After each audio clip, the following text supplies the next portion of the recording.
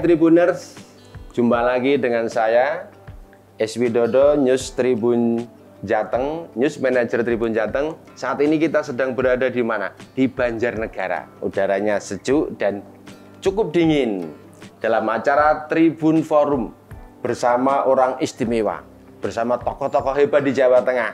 Dan kali ini bersama PLT Bupati Banjarnegara, Bapak Samsudin Sugeng Enjing, Pak Samsudin, Pak Bupati.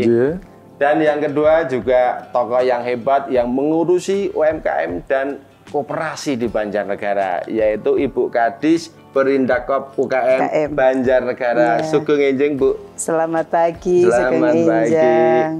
Tribuners, hari ini adalah hari-hari menjelang tanggal 22 Mei, yaitu saat masa jabatan atau masa pengabdian dalam tanda petik masa kerja sebagai PLT Bupati Banjarnegara akan berakhir tanggal 22 Mei. Meskipun singkat, beliau Pak Samsudin ini dulu adalah wakil bupati, sehingga tahu banyak hal dan perkembangannya luar biasa di Banjarnegara ini. Tidak panjang lebar, langsung kita perkenalan dengan Bapak PLT Bupati Banjarnegara. Monggo Pak Bupati. Terima kasih. Hai Tribuners, semoga Anda sekalian selalu sehat, sejahtera. Amin. Saya Samsudin, pelaksana tugas Bupati Banjarnegara. Bahagia sekali memperoleh kesempatan untuk menyapa, bertemu, berbincang, sekaligus memberikan berbagai informasi yang insya Allah bermanfaat bagi kita sekalian. Terima kasih Pak Bupati. Pemirsa, luar biasa, beliau ini pantas kalau santun dan halus kebabak-babakan. Beliau adalah Ketua PGRI Banjarnegara, juga seorang kiai ya Pak ya. Bu Tin, monggo perkenalan dulu Bu. Hai Tribuners, perkenalkan saya Tin Sumarwati, PLT hampir sama dengan Bapak ya. PLT Disindakop UKM Kabupaten Banjarnegara. Ya. Terima kasih Ibu, luar biasa, masih cantik. Ya. Sudah tua? Sudah tua. Alhamdulillah. Pak Bupati, saya panggilnya Pak Samsudin atau Pak Bupati ya? Mana saja. Asal dipanggil itu udah apa-apa. Sekarang sedang sibuk apa ini Pak? Banyak hal yang kami lakukan. Menjadi sebuah komitmen pribadi. Kami kepingin menunaikan tugas sampai dengan saat terakhir waktu semuanya bermanfaat untuk Banjarnegara. Luar biasa. Mimpi besar yang selama ini kami bangun tentang Banjarnegara bermartabat, Banjarnegara yang sejahtera itu, alhamdulillah Allah memberikan kesempatan walaupun waktunya hanya 9 bulan itu. 9 bulan terakhir, 3 bulan pertama. Ini menjadi prioritas bagi kami, mengembalikan kepercayaan teman-teman para kepala OPD. Jangan pernah takut, jangan pernah berputus asa, jangan pernah khawatir dengan berbagai kesulitan yang akan kita hadapi. Kehadiran kita mengemban amanat negara, amanat Allah, dan ketika kita lakukan dengan bersungguh-sungguh, insya Allah barokah Allah juga terlimpahkan untuk kita sekalian. Ada sebuah mimpi besar ini sebenarnya, Dek. Apa Pak Bupati? Ini terkait dengan pagi hari ini kebetulan mendampingi kami Kepala Dinas Perindakop UKM. Ya. Bagaimana Banjarnegara ini menjadi sebuah wajah dunia UMKM yang benar-benar hidup, benar-benar berkembang. Mulai dari arah timur Kecamatan Sigaluh, desanya Tunggoro, sampai dengan Kecamatan Susukan, desanya itu Piasawetan. Dari ujung selatan, Pesanggalan, sampai dengan Gunung Langit di Kecamatan Kalibening. Mimpi kami ini gambaran dari negeri yang gemah ripah, Loh Jinawi, Toto Tentrem Turaharjo, tervisualisasikan di situ. Maka terkait dengan persoalan-persoalan yang terakhir kami hadapi, kami kepingin Banjarnegara ini menjadi maju dalam bidang UMKM, terwujud secara nyata, siapapun bisa melihat itu secara real, dan siapapun bisa hadir untuk memanfaatkan jasa UMKM di Kabupaten Banjarnegara. Pak Bupati, selain UMKM ini, ya pasti Banjarnegara ini kan banyak potensi dan lain sebagainya. Iya, Dek. Apa saja Pak Bupati selain UMKM? Kalau berbicara selain itu, masih terkait dengan persoalan UMKM. Ekonomi juga. Pariwisata Banjarnegara ini sebenarnya karunia yang tanpa banding. Dieng ya Pak Bupati? Iya, berapa bulan? Mungkin 1,5 bulan yang lalu. Kami ke Badung, Provinsi Bali, menandatangani kerjasama kesepakatan Dinas Pariwisata Banjarnegara, Dinas Pariwisata Kabupaten Badung. Untuk apa? Ada ikatan emosional yang luar biasa, Dek. Candi Hindu Siwa yang bertebaran di dataran tinggi Dieng itu didirikan pada abad ke-7, ke-8. Ini ternyata pengembangan agama itu berjalannya ke sebelah timur. Ke Bali. Ternyata di Bali di sana berkembang demikian mengakar, demikian luar biasa. Dan kami terkagum-kagum. Badung, kabupaten itu menjadi penghasil devisa yang demikian besar di sana, menyumbangkan untuk kabupaten-kabupaten yang lain. Ketika kami melihat alamnya, melihat potensi pendukungnya seperti UMKM, kemudian melihat perilaku manusianya, kami belajar banyak sekali. Di airport ada Trihita Karana. Itu ketika diterjemahkan dalam bahasa yang di Banjar ini, itu memayu hayuning bawono. Oh sama ya Pak Bupati ya? Sama saja itu. Belajar banyak sekali. Alamnya sama, tumbuh-tumbuhan sama. Kenapa Bali bisa demikian mendunia dan Banjarnegara mengikutinya terlalu jauh di belakang itu? Kami bermimpi itu bisa menjadi cepat begitu.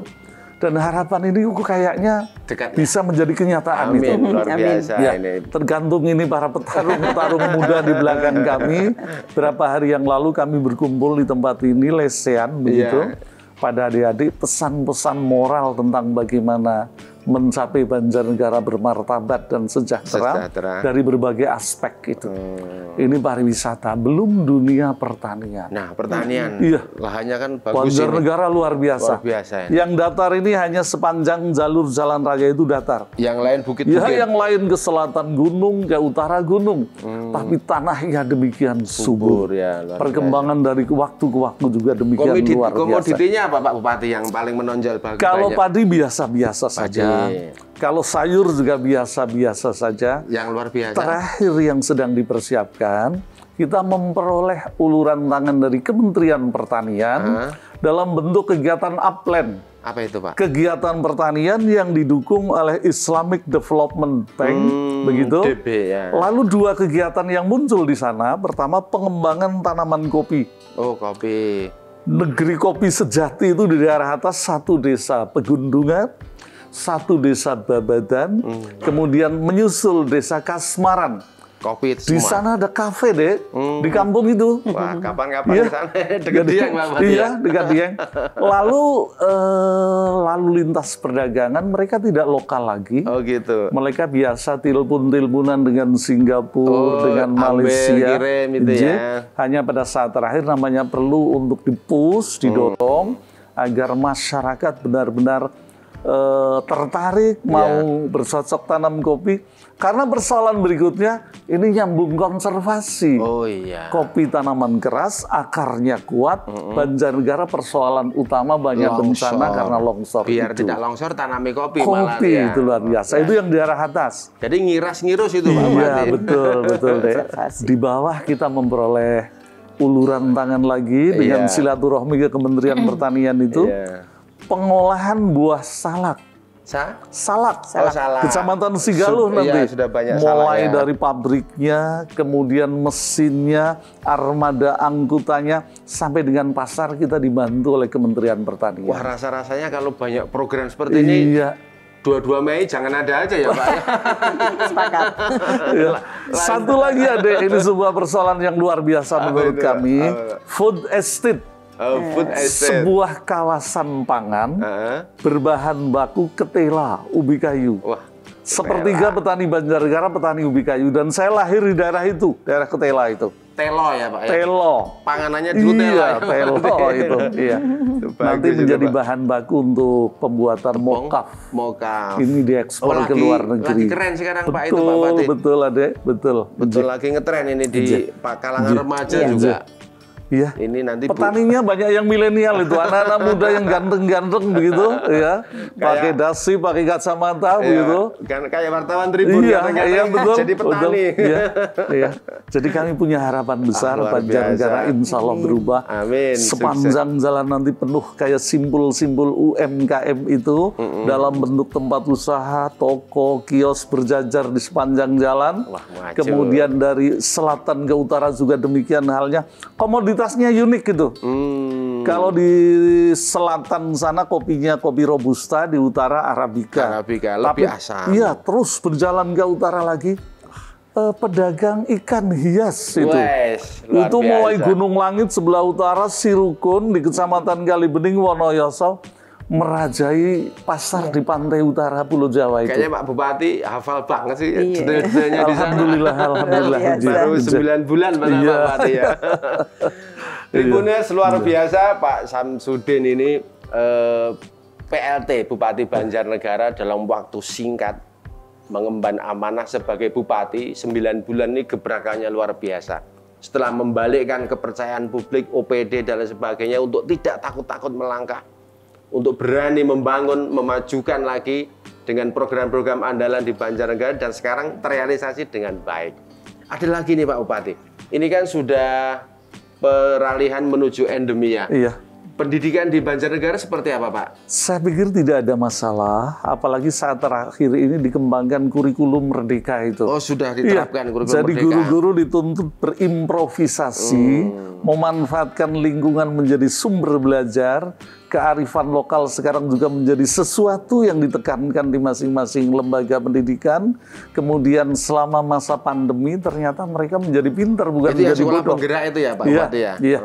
Iya, mereka menjadi pintar memanfaatkan berarti IT. Sudah tatap muka 100% Pak? Sudah, alhamdulillah. Luar biasa ya, Banjarnegara melangkah lebih cepat ini. Sudah tatap muka 100%. Terus ini kan sudah mulai sebentar lagi bulan haji Pak Bupati. Iya.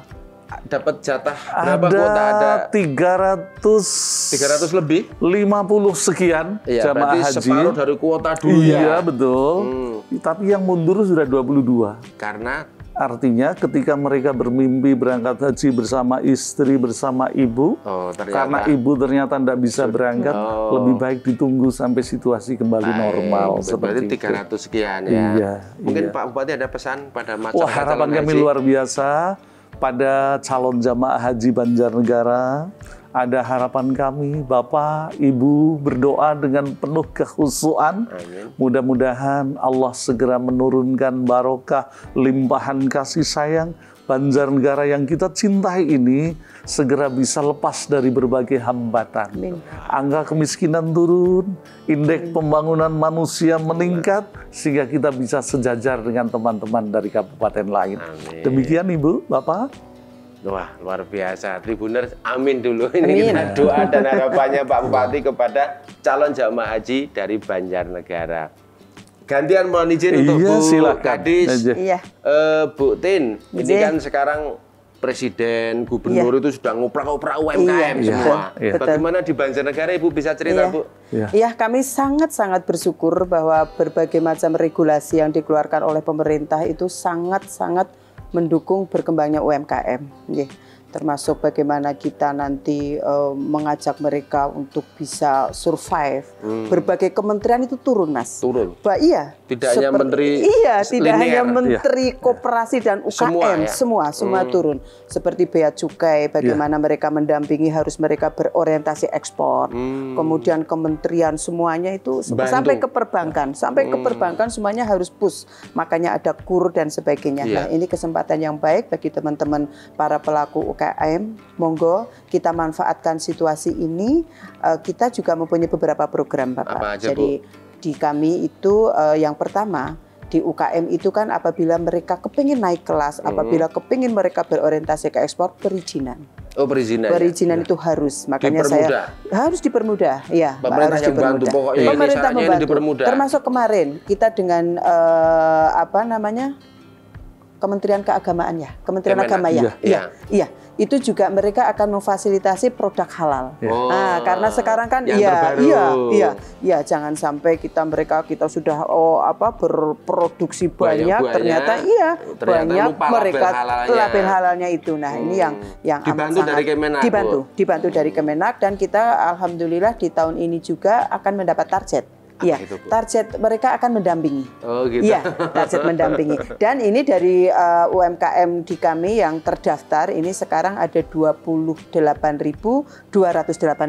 Ini kita pendataan di tahun 2018 ya Pak Jalil ya. Banyak 2018 iya. Nah, makanya alhamdulillah di tahun 2022 ini pemerintah pusat ada program pendataan UMKM dan koperasi. Kabupaten Banjarnegara mendapatkan alokasi 71.000. Wah.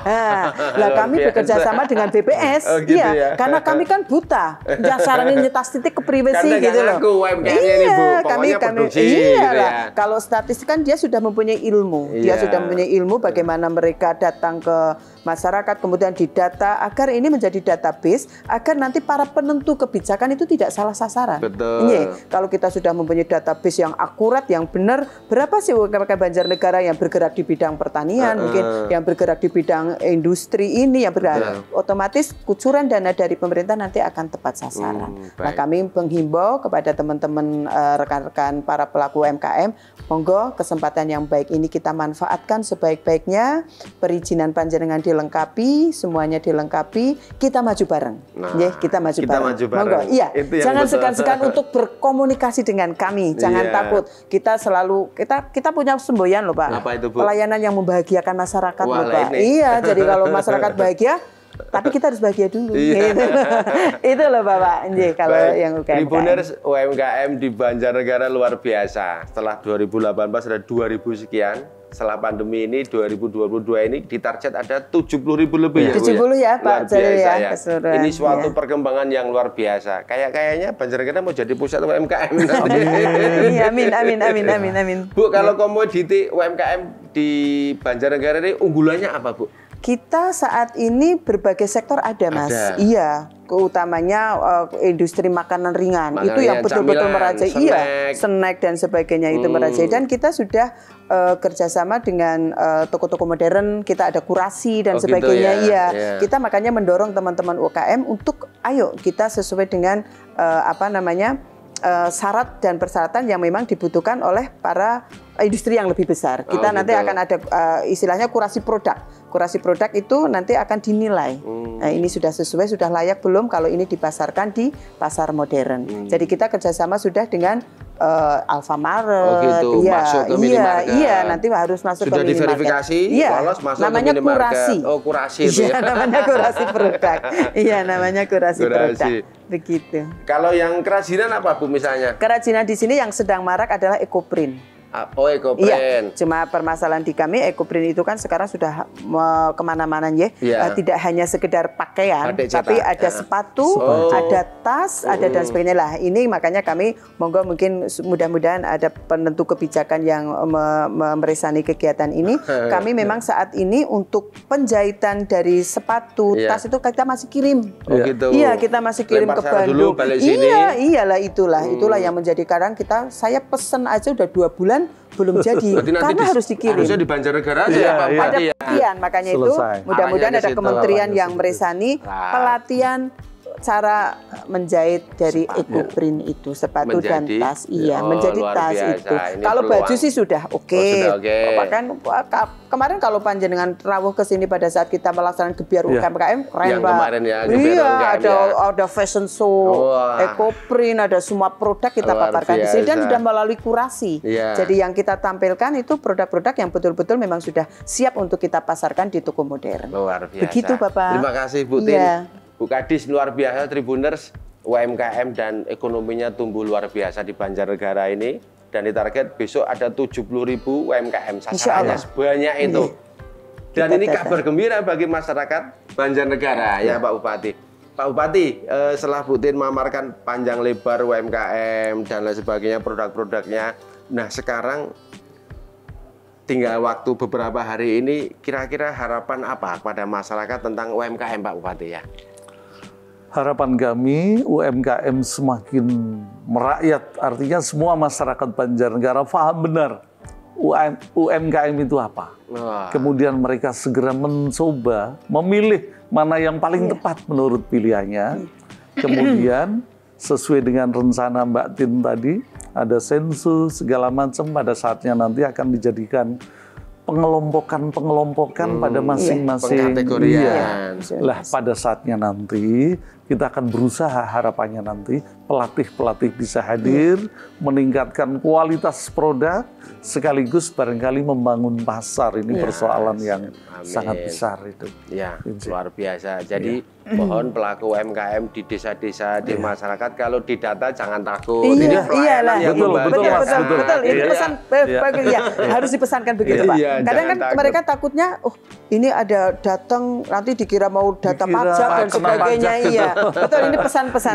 Padahal pengen dibantu. Pemerintah pengen membantu, kemudian memberikan pembinaan. Iya, betul. Agar kita dibantu tidak apa yang bisa dibantu gitu ya, Bapak Ibu semuanya, masyarakat Banjarnegara, kita maju bersama. Tadi bermartabat dan sejahtera ya Pak Bupati. Luar biasa. Pak Bupati, nanti siapapun yang menjadi PJ Bupati Banjarnegara ini, mungkin kan ada 1 sampai 2 tahun ya Bupati, ya, menjelang 2020. 2,5 tahun. 2,5 tahun. Separuh periode.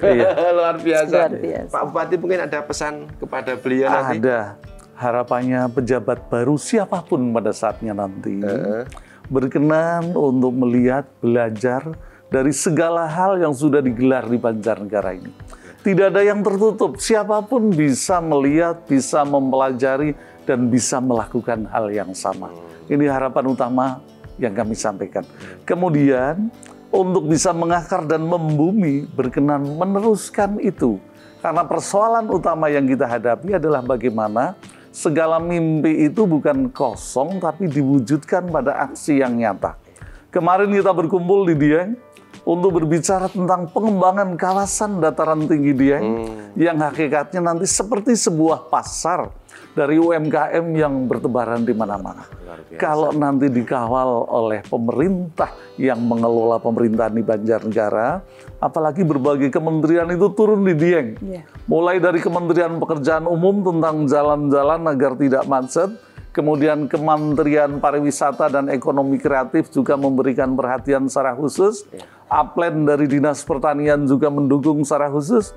Saya pikir kayaknya kok di Dieng sana nanti ada sebuah fenomena baru yang siapapun hadir di tempat itu, apalagi di bulan-bulan festival Dieng Culture itu, kayaknya akan betah sekali hadir di sana. Insya Allah itu. Kayak jadi kota satelit nanti. Insya Allah itu. Mudah-mudahan ini bisa konsisten ditangani oleh teman-teman. Amin. Luar biasa. Terima kasih Pak Bupati. Bu Tin, boleh closing statement untuk masyarakat dan pelaku UMKM? Harapannya seperti apa? Iya.